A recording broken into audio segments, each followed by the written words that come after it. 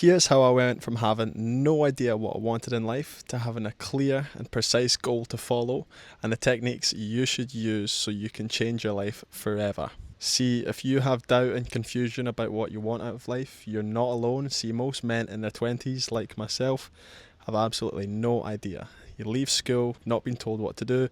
You leave uni, you've got no idea where you want to go. Most men actually face this issue. It's a massive problem, and no one seems to be addressing what to do with your life. See, the secret I learnt to figure out what I wanted was through door-to-door sales. See, when I turned 20, I moved to Sydney, Australia, and I did door-to-door sales for close to 2 years. This was an unbelievable experience for me.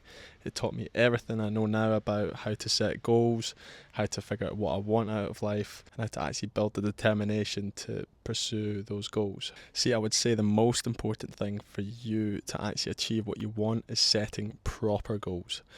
No one actually teaches you how to do that. They just say, oh, just write down your goals and then that's it. But no one actually gives you like a framework or a technique on how to actually do that. So that's what this video is about today. See, the first thing that you need when it comes to your goals is it needs to be super specific. I'm talking like numbers, percentages, like things that you can actually like look at and see what it is. Because if you give yourself the goal of, oh, I want to make money online, well, how much money is that? Or if your goal is I want to lose weight, well, how much weight do you want to lose? You need to be as specific as you can here. So you need to say, oh, I want to lose 10 kilos, or I want to make £10,000 every month for my business. Your goals need to be as specific as you can make them. The second thing you need is deadlines. There's no point in setting a goal if you have no time allocated to achieve it, because if you set yourself a goal and you give yourself a year to achieve that goal, then you're only going to do 10 minutes working towards that goal a day. Once your 10 minutes are up, you're like, okay, that's me done for the day. I've got tomorrow because I've got so much time until I need to finish this goal. But if you give yourself the deadline of 1 week or even a month, then you do a lot more work and you have a lot more urgency and effort to pursue that goal, because you know the timeline is quite close and you've given yourself that time to achieve it. It's very important. I'd say the third one is tracking your goals as you go along them, because every single day you'll feel different. You'll feel happy one day, you'll feel sad or angry the next day. So it can get quite easy to lose track of your goals from a start to an end point. The in between is the bit most people crumble at because you're not keeping yourself accountable. See, the way I managed to do this myself was when I was doing door-to-door sales for, as I said, 2 years. It's quite a hard job. You go to different people's houses. I speak to 40, 50 people every single day. A lot of no's. There was a lot of people telling me to get out, telling me to leave, shouting at me, dogs barking at me. There was a lot of that, so it's very easy for me to neg myself out, and most people that do that job do get negged out all the time. Right? It's just the way that the game works. But the way that I managed to handle it was I'd carry around this wee book under my arm. So this book I would write in, and I also have a pen. So I'd write in the book every single day what my goal was. So at the time, my goal was to raise or to save $10,000 so that I could travel Thailand in 3 months. So my goal was, it was specific. So I wanted to raise $10,000. It was urgent. I gave myself 3 months to do it, and I could track it. So every single day I would write this goal, and I would assess at the end of that day if I was closer or further away from achieving it. So as I said, I would just write in this book what I wanted, and that helped me a lot.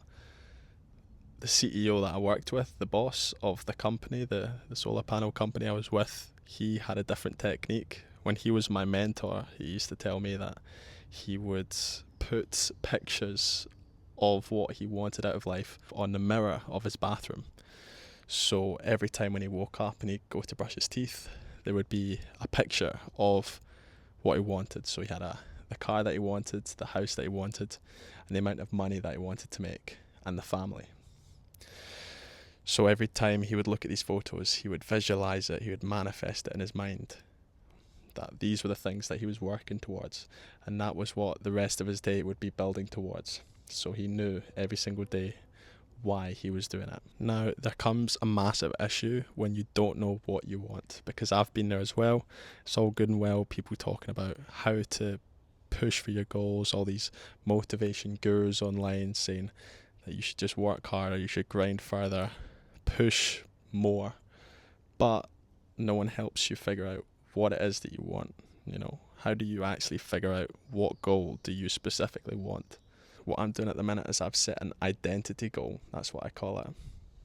Because sometimes when you don't know what you want, it's hard to pick a specific outcome. Like you want to make X amount of money or lose X amount of weight. I don't have any of those goals at the minute, so I've set myself an identity goal. So I've given myself 100 days to become someone that I respect. So I've got 100 days to turn my identity at the minute into a new identity. So everything I do during the day, if it's working out, if it's making nice food, healthy food, or seeing my friends, or gardening, or working towards a business plan or a YouTube channel, that kind of thing, is it getting me closer to that identity, or is it getting me further away? Am I indulging in things that I shouldn't be looking at, or am I working towards things that I should be working towards?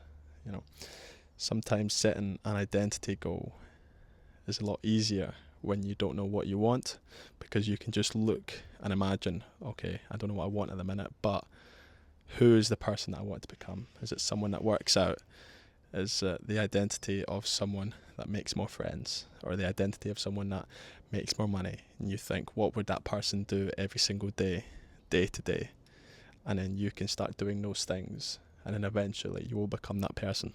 I'd say just overall, the important thing is to write out your goals, or at least type them out, have them in front of you, remind you every day what it is that you're working towards.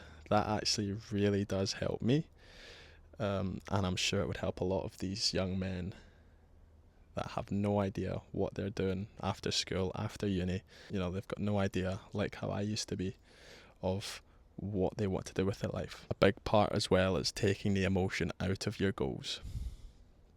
The hardest part about running a marathon is putting your shoes on. Once you've put your shoes on, don't think about the rest of the marathon you've got to run. Think about running to the next stop sign.